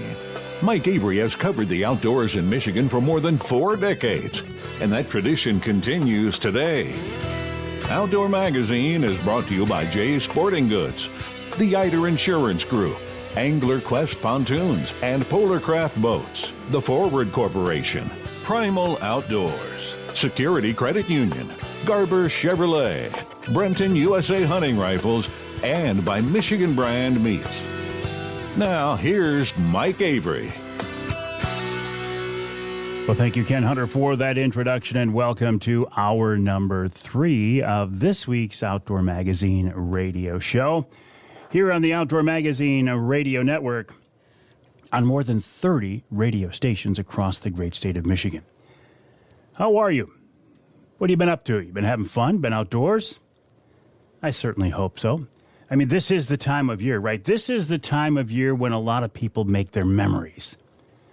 You don't want to have it be February, March, and say, oh, we should have done this. I wish I would have done that. Now is the time to make it happen. whether it's with your kids, whether it's with your grandkids, whether it's with the neighbors, whatever. I mean, whoever is in your sphere, your circle of friends or influence or whatever, get out there and do it. Get out there and enjoy what Michigan has to offer. I have been so blessed in my life and my career to be able to have an opportunity to enjoy much of what Michigan has to offer, and also to get to know some very, very cool people. I have worked with and known just true gems, top people in the area that they work, whether it's hunting or fishing, shooting, trapping, or whatever. That's one of the best things about this job, is that I get a chance to talk with just experts. Lately, I have spent much of my time out on Saginaw Bay trolling for walleye. It's kind of my thing. I love to do it. And I know that I'm not real good at it. And I know that there's a lot of things I don't pay attention to. And that's what gives me such respect for a guy like Mark Romanack. When he hits the water trolling, he is in a different world than when Mike Avery hits the water trolling. Mark Romanack looks at things, he dissects things, he thinks about things, he dials things in, and he catches fish. And then he teaches other people how to do it. And I'm always so glad and honored when I have a chance to have him on the show, and he's with us now. Mark, welcome back. How are you? Mike, I am doing great. You know, I only just do these shows just to listen to these introductions. Okay, well, listen, we'll let you go. Have a good day. But it's you know, you and I have known each other for a long, long time. We've kind of watched each other's careers develop, and what you have done, Mark, is just nothing short of very impressive. Well, I appreciate that, Mike. And it didn't come easy, but it also didn't happen on its own. We've had a lot of people over the years have reached out to me and helped me in my fishing knowledge. I appreciate that. And so at some level, you have to understand it's important to give back. And that's what we're trying to do so that other folks can have a good time out in the water. We all want to catch fish. That's what it's about. Isn't that? It really, that's, and you know, we're both in a job that what we're doing is we're promoting and selling fun. How cool is that? Well, I agree. It is very, very cool. And we're just living in a modern world where people have a little bit more free time than maybe they did. Our fathers certainly didn't have the free time to fish that we do. Yeah. You know, that it's just a wonderful thing that we have more disposable time and disposable income to go out and do the things we enjoy. Well, and you and I have been talking offline about a project that you have been involved in, and you couldn't talk about it until ICAST, the big fishing show that was held last week. But what's this news you've got now? I think it's very cool. Well, it's official now. For about a year, Jake and I have been working on developing a line of trolling rods for a company that's near and dear to our heart. We've worked with Eagle Claw through their fish hooks for most of the time that we've had the Fishing 401 television series. And so we've got some really close relationships there with them. A year ago at ICAST, they approached us and asked if we would help them develop a line of trolling rods. And it has now come to fruition. They actually introduced them at ICAST. They're called Starfire X rods, and if you're familiar with Eagle Claw, you might recognize the Starfire brand. It's been around for a while, but it's got a whole new facelift thanks to the efforts that Jake and I put into developing what amounts to 5 spot-on, very presentation-specific trolling rods. How cool is that a company comes to you and says, "Help us develop a new product"? Well, we certainly appreciate it. It was an opportunity that, my whole life I've been trolling. I've been in the fishing industry most of my adult life, and no one has ever offered us this opportunity before. We've always been forced to fish rods that were readily available, that have just already been designed out there. An opportunity to say what we liked about one and what we didn't like about another, and develop a whole new line of rods. We've never had that opportunity, so Jake and I jumped on this. And I think what has happened here in the end is we've come out with rods that are going to get people's attention. They are absolutely different than you've seen, and they're absolutely spot on for the purposes that they're intended for. Well, how are they different? And a bigger question, what makes a good trolling rod? Well, it goes rod by rod, but let's start with one of the most common rods. I think probably the most common rod, the rod that will sell the best, is a rod that's designed for inline planer board fishing. I mean, you know that tons of folks are out there fishing things like the offshore tackle side planer. And inline boards are a very popular presentation for catching all kinds of fish, not just walleye, but trout, salmon, all kinds of stuff. But the rods that have been out there for this presentation are not necessarily designed for inline board fishing. There were rods that were repurposed from some other type of trolling. This rod that we're talking about, we have two of them. There's one that's 7'6". There's one that's 8'6". They're both telescopic, and they're designed with the action that has just enough backbone to support the weight of an inline planer board, but a soft enough tip that you don't accidentally, inadvertently put too much pressure on fish and lose fish while you're fighting them. This is a delicate balance, and there's no other rods out there that really do it as well as these new inline planer board rods do. So why would I choose a 7.5-foot rod or an 8.5? Well, you're a big, tall guy. You could get away with an 8.5, no problem, Mike. But the average person is going to struggle to reach up to the rod tip and grab the line in order to bring it down and attach it to the planer board. And they'll have to accomplish that by choking up on the rod.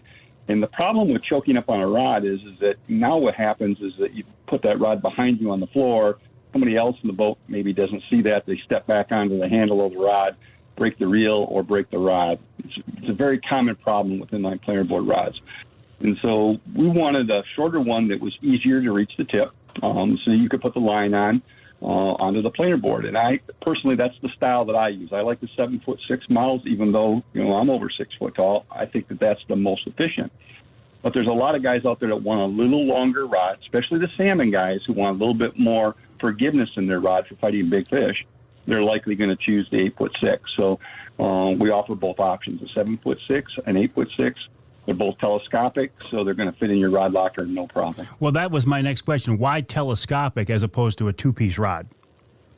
A two-piece rod is inherently weak. The way that two-piece rods are designed, they're designed with a ferrule. The one section slips over top of the other section of the rod. When you do that, you create a weakness in the rod, and you also create a dead spot where you don't have good bend in that portion of the rod. So it takes away some of the power of the rod.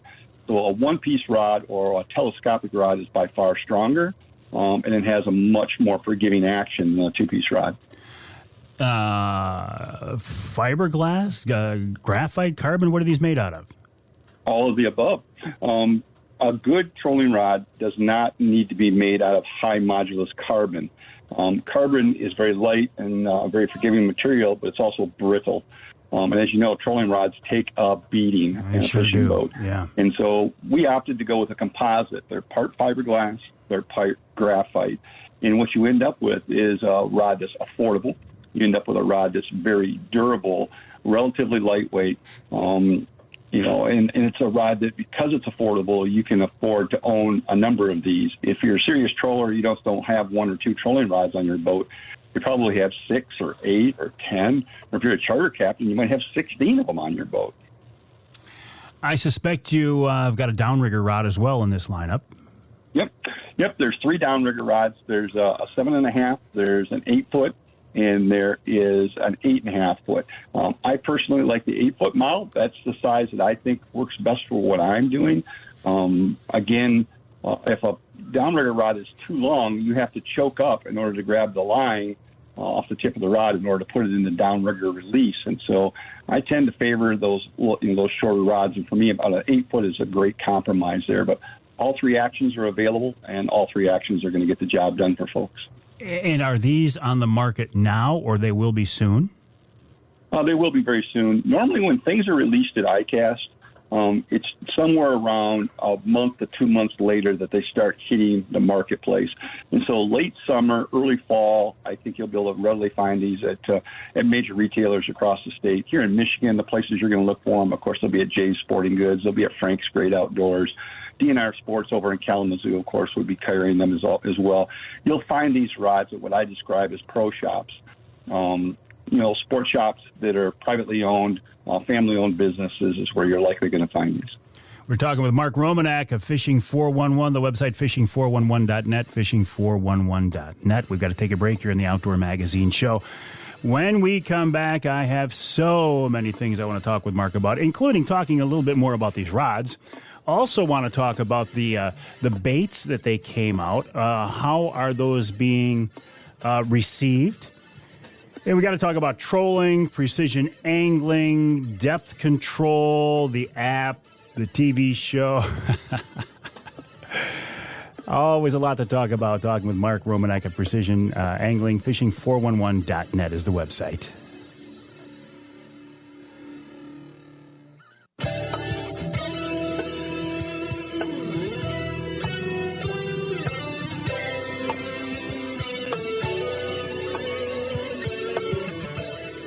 You can hear the Outdoor Magazine show in Ludington on News 97, 98, 98.7 WLDN. You can hear us on the other side of the state in Tawas, WIOS, 1480 AM, 106.9 FM.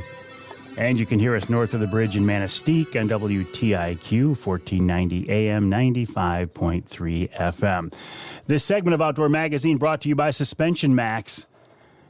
When I wanted to lift my truck up a little bit, especially the front end, I went to Suspension Max in Bay City. It drives me crazy when I see these, and they all come from the factory this way, with the front end lower than the rear end. It looks like you're driving downhill. Now, I realize why they do this. They do this so when you put a load in the back of your truck, it levels it out. How many of us routinely drive around with a full load in the back of the truck? Not very often. So I always take my vehicles over to Suspension Max, lift them up, level them out. They do a great job. The website suspensionmax.com, and that's 2x's suspensionmax.com. While you're online, I would encourage you to check out my website, MikeAveryOutdoors.com, and then go over to fishing411.net. That's the website of Mark Romanack, his son Jake Romanack. We're talking about, at least for right now, a new line of trolling rods that they've come out with. Mark, my rods are in bad shape. They've been beat up, and I'm thinking it's time for me to replace the whole bunch of them. So I'm probably looking at buying a dozen rods. I don't want to put you on the spot here, but what are these things going to list for?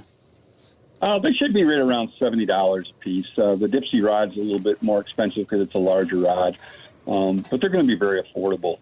I always kind of shudder when I see people buying trolling rods that cost $150 or $200 because I know they're going to get beat up and I know they're going to get broken. And you really don't need expensive rods for trolling. You're not holding onto the rod. The rod is typically in a rod holder when you're trolling. And so you're looking for function. You're not looking for aesthetics. You're not looking for a rod that, that's real lightweight and sensitive that you hold in your hand. You're looking for a tough rod that can have the right action, but be durable enough to last for decades, and affordable enough that you can own a bunch of them if you need to. What about the baits? Now, you guys are not new to this whole concept of bringing out products with your name on them, or at least with your influence. A few months ago, you came out with a new line of baits. How are those being accepted? Yeah, those are offered through Bill Lewis. The lure is called the Precise Walleye Crank, PWC for short. It was introduced in December. Was past December were the first production lures that hit the market. So they came out real late in the fishing season last year, and I'm pretty excited about it. Not only is it an excellent bait and it catches fish, I just was at ICAST, of course, and the people from Bill Lewis dropped a little bit of a bombshell on us. They told us that the PWC was the best-selling lure in their lineup. And this is a company that's been around for decades. Good for you. Completely blown away by that. So the folks that are buying the PWC are catching fish on it. They're all getting all enamored. It's a premium quality lure, premium hooks. It has just 2 hooks on it instead of 3, so you don't have that extra hook to untangle from the landing net. And they just have a super great action for cold water trolling applications, which we do so much here in Michigan. We're fishing early in the year. We're fishing late in the year. We're catching them walleyes. As long as there's no ice out there, we're trolling for walleyes these days. Well, and I appreciate the fact that they have a solid hook. I am so tired of fishing with baits where the hooks are just little chintzy things where every time you take it out of the net, every time you land a fish, you got to put the hook back together just about. So I appreciate what you guys have done with your baits. Well, and that's so common. And the other thing that's common is that a lot of us like to remove the hook that came on the lure and replace it with a hook that's slightly larger. I think most of us agree that a little bit bigger hook does a better job of sticking those fish and holding on to them. And so we solved that problem right out of the get-go. The hooks that are on these are called triple grips. That's a common hook. Everybody is really aware of that particular hook. It's been out there for a long time. But in a crankbait of this size, you would normally have a number 4. These are number 2s. So they're a hefty hook that does a really good job of sticking fish and keeping them stuck. I'll tell you what else I'm getting a little frustrated with this summer is constantly fighting baits that don't run right. Yet I know from my fishing experience and with talking with you, you got to get these things tuned as close as you can to perfect to get the maximum efficiency out of them. Well, I understand where you're coming from. I feel your pain. A lot of baits are not tuned very well in the package, and so they don't run straight out of the package. And a part of the problem there is the part where you tie your lure to. It's called the pull point. It's that little eyelet that's molded into the lip of the crankbait. If that wire on that eyelet is too soft or too thin in diameter, it bends easily. And if it bends, the bait is going to run left of center, or it's going to run right of center. It's not necessarily going to run straight. And so the key to that is using a wire pull point that's strong enough that wherever you bend it, it stays where you put it. So once you get a bait tuned, it stays tuned. And inherently, that is not the case with a lot of crankbaits. Some are better than others, but as you indicated, there's a whole bunch of lures out there that you could spend a lot of time tuning unsuccessfully. Do you ever get a bait that you just can't get to run right? Occasionally. Most of the time, it comes with a bait that you've owned for a long time and you've used quite a bit, and you've bent it back and forth so many times in tuning that eventually the malleability of the wire is destroyed for the pull point, and it just won't hold a tune anymore. When it gets to that point, there's not much you can do besides hang it up on the wall and say, you know what, that one's going to be retired because it caught me a lot of fish. Well, speaking of catching a lot of fish, we used to call it the Troller's Bible, the precision trolling book. These days, the precision trolling apps, I think, have probably helped more trollers catch more fish over the years than any other single, maybe other than the offshore OR-12. It's the single most important piece of gear that I have out there. I mean, it allows anglers to know how deep their lure is running, but you guys have put so much work, hours and hours of testing into this thing over the years. Well, I guess what it boils down to is that most people who are trollers are going to come to the conclusion that if they don't know where their baits are running in the water column, they're fishing blind. And that's basically what precision trolling does. Is that we've documented the diving depth of lures and diving devices like Dipsies and other devices, lead core line, copper line, all that stuff has been documented for its diving depth and put into the app. So by simply looking up the information, you can determine exactly how deep your gear is fishing below the surface, which means that you can dial it in to whatever depth you need to be in order to contact fish. And when you say documented, I mean, you're putting a diver in the water and pulling baits past them. It's the only way we've been able to find that is effective at figuring out exactly how deep a lure will dive. And we've tried some other stuff over the years, Mike, unsuccessfully. Early on, we tried using sonar. The idea being that we could use sonar to determine how deep a lure was running. But the problem is the technology of sonar. What most people don't understand is that if a lure is in the middle of a transducer cone, it's going to give you a number. If that lure happens to be out of tune and it's running left or right, and it's on the outside edge of that transducer cone, it's going to give you a different number. And so sonar is just inefficient. It's not a very good way of figuring out how deep things go. But using a scuba diver and trolling lures past the scuba diver, while it's it's very time consuming, it's very expensive. It's accurate. We know without a question of a doubt that the lure is where we say it is. And that's why we've just come to the conclusion that the only way to test crankbaits to know how deep they dive is to put a diver in the water and troll past them. And how many have you folks tested over the years? Well, there's over 1,000 dive curves in the book now, so I don't know what that figures out to because some lures are tested on 2 and some are tested on 3 or 4 different line types, but a bunch, Mike, a whole bunch. So what are the factors in determining how deep a bait will run? For example, if I troll faster, will that bait go deeper? No, not necessarily. And the factors that control diving depth are, number one, lead length. The further you put them back, the deeper they dive. I think most people understand that. The second factor of concern is line diameter. A thinner line has less friction in the water, and therefore lures fished on thin lines go deeper. So that's also a contributing factor. And then speed, that one's confusing because it depends on what we're talking about. If we're talking about a lure that's fished on a snap weight, like an offshore tackle snap weight that sinks, speed's going to be very important because if you slow down, the fish is deeper. If you speed up, friction is increased and the fish is shallower. But a traditional crankbait, just a floating diving crankbait, like maybe the PWC we talked about a minute ago, that lure is not going to go to a deeper depth just because you're trolling slow or trolling fast. It's going to go to the same depth regardless of the speed that you're trolling. So is there a maximum effective point, or if I continue to let out line, it's going to keep going deeper and deeper and deeper? Well, it's kind of weird because before braided lines were popular on the market, Mike, I would have said that it was foolish to fish a lure back any further than about 200 feet because it really wasn't getting any deeper beyond that lead length. But with the advent of super braids, and they get thinner every year, it seems like, a guy can actually fish some longer lead lengths and still continue to get lures to go deeper. Now, you can't double your depth going from like 200 to 300 foot back. But what you can do is you can get some exponentially increased depths by going to very, very long lead lengths. So guys that fish braid are sometimes you'll see them quite commonly fishing 200, 250, even 300 foot back in order to get the select lure they want to the depth they want unassisted. And what I mean by unassisted, they're not putting anything on the line, they're not putting any weight or anything on there to increase its depth. They're using just the lure on the line that's spooled to their reel. So should I switch all my trolling reels over to a super braid? Well, I mean, maybe yes, maybe no. I've got nothing against folks that fish braid because it is a good product. It's durable, it's thin, it gets your lures to depth. Where I draw the line with braid is that the inherent problem with braid is that it doesn't fish as well in cold water as it fishes in warm water. And the reason for that is that braid has no give, no stretch. And so it personifies the action of fishing lures. Now, in warm water, that's not a problem. In fact, that might even be an advantage. It gives your lures more action.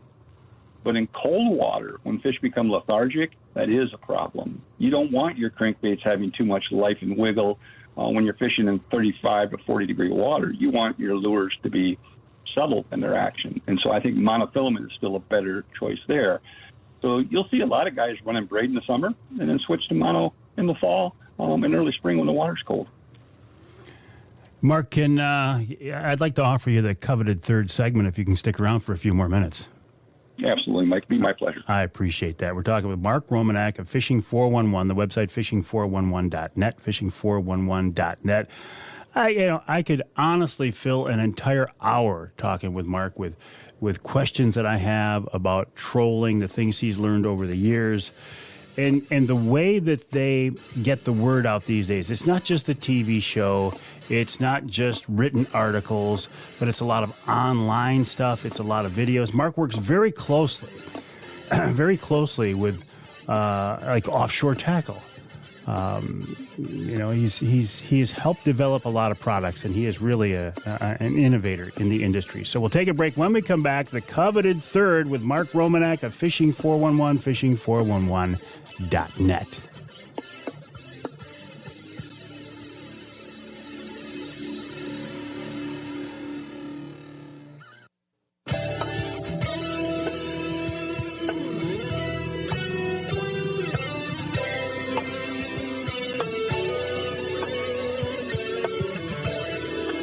You can hear the Outdoor Magazine show in Muskegon on WKBZ. That's 1090 AM. You can hear us in Traverse City on WTCM 580 AM. And you can hear us in Saginaw on two stations, WSGW 790 AM, 100.5 FM. I'm in the studios of WSGW right now. I'm here with Matthew. We got a new guy we're breaking in. He's doing a great job, and I appreciate it, Matt. You're doing, keep up the good work. This segment of Outdoor Magazine brought to you by Reader Landscaping. As you've heard me say in the show, Reader can take care of your lawn and property because it's your nature and our nurture. Let them create an outdoor getaway in your backyard as they have for me. They can come up with the concept. Listen, invite them over to your place. They can walk around. They can. You tell them what you're looking for. they can rely on their experts. They can come up with a plan. They can construct it. They can do the project. They can maintain it. They can even maintain your lawn and your property. Remember, every hour that the folks from Reader are at your place doing work, it's another hour you can spend in the woods or on the water. ReaderLandscaping.com is their website, ReaderLandscaping.com. Right now I'm talking with Mark Romanack of Precision, Fishing 411, fishing411.net. I keep wanting to say, Mark, precision trolling, precision angling. And when you first started the show, the concept of calling it precision trolling was actually, in fact, I thought you were going to go that route. And you said, no, I don't want to be pigeonholed. And, man, that was a good move, wasn't it? Well, I hope so, because I think the shows that we create trolling are popular, but I think the television shows that we create with what I call rod and hand presentations, rod and hand, I think are just as popular. And as much as I love to troll, I also like to be able to feel fish bite. I like to have the rod in my hand for some things. Jigging and casting are a lot of fun. So we want to offer opportunities at both ends of the spectrum. So what are you and Jake working on these days? Where have you been? Well, most recently, we'll be packing up and heading to Lake Erie. But we're not after walleye this time. We're going to go to the North Shore and see if we can find some steelhead up along the Ontario waters of Lake Erie. It's a great fishery over there. Haven't been in Ontario waters fishing steelhead for several years, probably not since COVID. So we're looking forward to getting back and seeing some old friends and fishing some water that used to be really familiar to us, but that we just haven't seen in a few years. And that's a fishery where you might catch a walleye one time and a steelhead the next time, right? I expect to do both at the same time. Yeah. I'm going to fish low in the water column where the water's cool. Excuse me, and I expect there to be steelhead down there. I'm going to fish higher in the water column where the water's a little warmer and expect walleyes to be there at the same time. We'll be catching everything on spoons, most likely. So a small spoon up in the water column for walleye, a larger spoon deeper in the water column for steelhead. Now, when we talk about spoons and going back to trolling, spoons have no inherent dive curve. You've got to have a way to get them down. Your apps also cover those areas, right? Exactly. And the most common way, I guess, that guys get spoons down is with diving planers. They're included in the Precision Trolling app, so a host of different diving planers to get your lures down. Sinking lines are also included, things like lead core, some guys like stranded copper wire, some people like that weighted stainless steel wire. Those are included as well. So there's some options, in the app to get stuff to depth. All of it is very accurate and very applicable to Great Lakes trolling applications. So why target those Erie fish with spoons? If you're trying to get them down, why not just use cranks on them? Weirdly enough, steelhead are strange fish.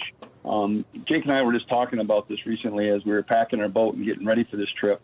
There's not very many lures a steelhead in the Great Lakes is going to hit consistently. I'm not saying they'll never hit a crankbait, but they typically don't choose to hit crankbaits very well. I haven't caught very many steelhead on crankbaits. But spoons, there's something about the action and the flash of a spoon that makes steelhead weak in the knees. Those baits just seem to produce the best. So I know that if I put a spoon in the water, I'm going to catch steelhead. If I use any other lure trying to catch steelhead, I might catch them, I might not. Spoons have to be one of the most versatile baits out there. You can fish them in so many different ways, and they catch so many different types of fish. You do, especially when you take into consideration you have to match the size of the spoon to the type of forage your fish is feeding on. And in the North Shore of Lake Erie has a lot of smelt in it, and those smelt tend to be about 3 inches long. So a smaller spoon, a 2.5 to a 3.5 inch spoon, is just about perfect for that. A traditional salmon spoon would be 4.5 or 5 inches long. That's a little bit too big, and they don't work quite as well. So those medium-sized spoons seem to work real well on steelhead where they're feeding on smelt. And spoons, to me, seem to be more speed-forgiving, too, than a crankbait is. You got that right. You can fish them at amazingly fast speeds and get away with it. In fact, it's not uncommon for us to be pulling speeds at 3 or even 3.5 miles an hour. So you can go faster than you typically could go with anything else. On the bottom end, I truly don't believe that you can have good action on spoons if you get below 2 miles an hour. So I try real hard not to go slower than 2 and typically not much faster than about 3.5. If there's a sweet spot, most days it's going to be in that low 2s to mid 2 mile an hour range. Mark, I always enjoy our conversations. I appreciate your generosity with your time, and I'll wish you nothing but luck. Mike, it's always my pleasure. You know, anytime you call, I'll be here for you, buddy. I appreciate that. Mark Romanack of Fishing 411, the website fishing411.net, fishing411.net. I am going to check out those new trolling rods. I'll look forward to seeing those at Jay's Sporting Goods.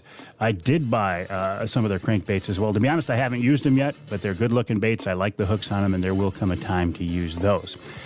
Oh, we will take a break here on the Outdoor Magazine show. When we come back, we'll wrap it all up, as we almost always do, with wild game chef extraordinaire Dixie Dave Minar. I got a trip coming up with Dixie Dave. I'm going to take him out on Saginaw Bay walleye fishing here very soon. So that'll be a fun day whether we catch fish or not. Take a break, wrap it up with Dixie Dave right here on Outdoor Magazine.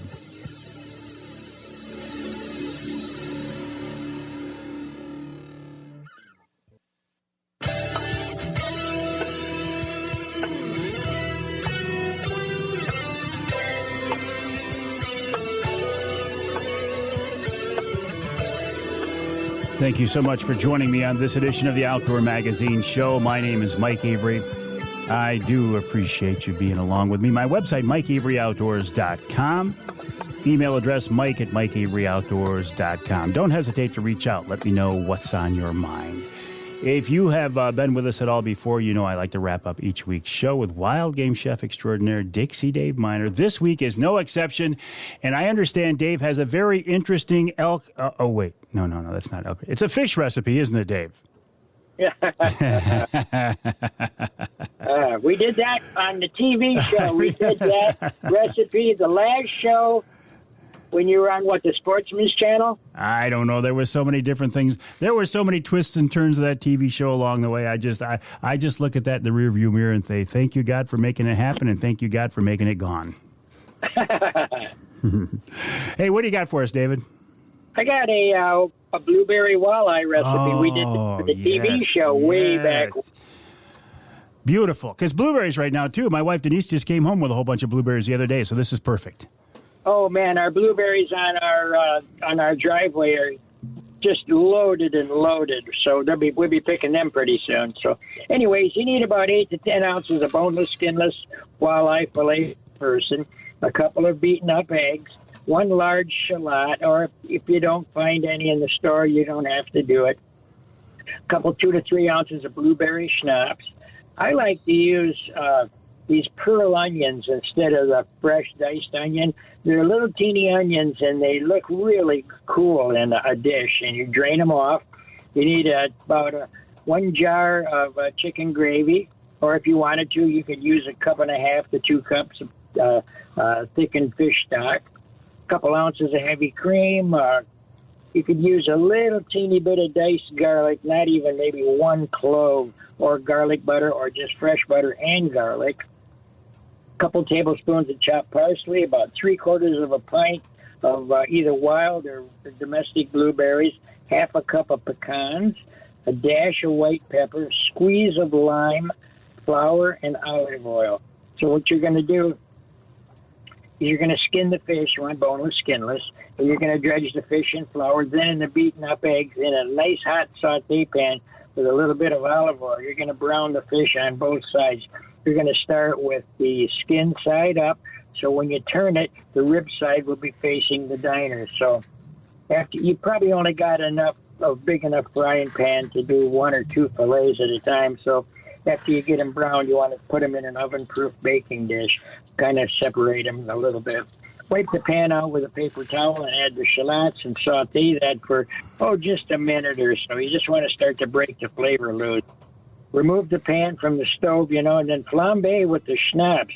You don't want that underneath the hood of in case you got a little grease in that filter, you don't want to catch that on fire. So use a barbecue lighter and hold it an arm's length away. So when the flames die down, return it to the burner, add the onions, the gravy, the pepper, the cream, either the garlic or the garlic butter, and half the parsley. Cook that in the squeeze of lime. You're going to reduce that down by 1/4 real fast, and you're going to pour this mixture over the fish, and you're going to bake it for 8 to 10 minutes tops at 350 degrees. then what you're going to do is you're going to take them fillets, put them on your serving plates, add the blueberries to this very hot mixture, and the pecan halves also. Just let it sit in there for a minute to kind of heat the berries through.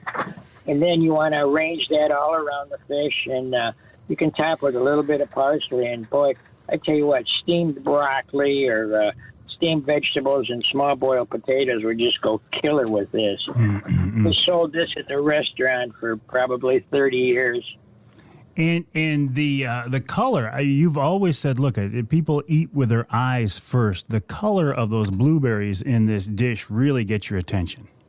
Between the schnapps and a little bit of the bleed off of the blueberries makes this kind of a lavender, almost a purplish kind of a dish.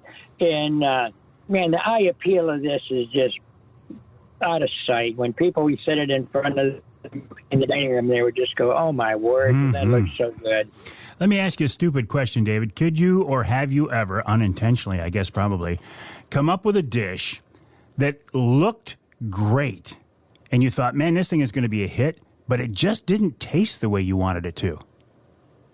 I've come up with dishes that didn't taste exactly like I wanted it to, but with a little bit of experiment, I've been able to pull it together and come up with some pretty, in the cookbook, there's 200 recipes any way you look at it. So I had to make a little bit of judgmental errors. Yeah. It's I believe you are Michigan's most well-known wild game chef, and I appreciate you joining me each week, David. It's been a pleasure, Mike, all of this time. I look forward to this every week. Well, I do as well. Wild game chef extraordinaire Dixie Dave Minar, a big part of the Outdoor Magazine show. That's going to wrap up this week's show. Again, my name is Mike Avery. The show is Outdoor Magazine. My website, MikeAveryOutdoors.com. That's MikeAveryOutdoors.com. The email address, Mike@MikeAveryOutdoors.com.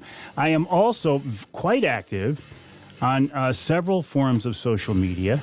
I'm an old guy, so I use Facebook a lot. I'm also on Instagram. I am on YouTube. I am on this new thing called Threads. I do a Wednesday night live every week. It's every Wednesday night at 7 o'clock. I encourage you to join me then. And again, if you have a question, a comment, a criticism, a concern, the email address is Mike@MikeAveryOutdoors.com, Mike@MikeAveryOutdoors.com. I look forward to hearing from you, and I look forward to talking with you next time right here on Outdoor Magazine.